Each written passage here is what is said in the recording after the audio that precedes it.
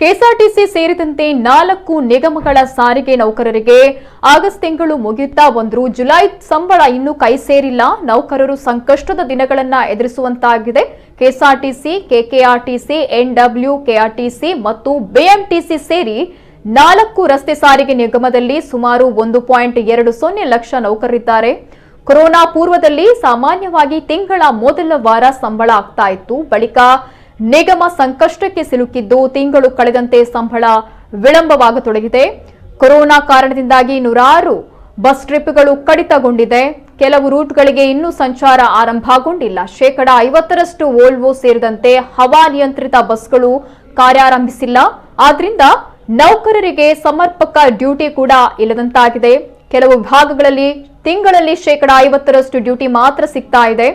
ನೌಕರರ ರಜೆಗಳು ಈಗಾಗಲೇ ಮುಗಿದಿರುವ ಕಾರಣ ಸಂಬಳ ರಹಿತ ರಜಾ ಆಗ್ತಾ ಇದ್ದು ದಿನ ಕಳೆಯಲು ಕಷ್ಟವಾಗ್ತಿದೆ ಅನ್ನುವಂತಹ ಅಳಲನ ಕೆಎಸ್ಆರ್ಟಿಸಿ ನೌಕರರು ತೋಡಿಕೊಂಡಿದ್ದಾರೆ.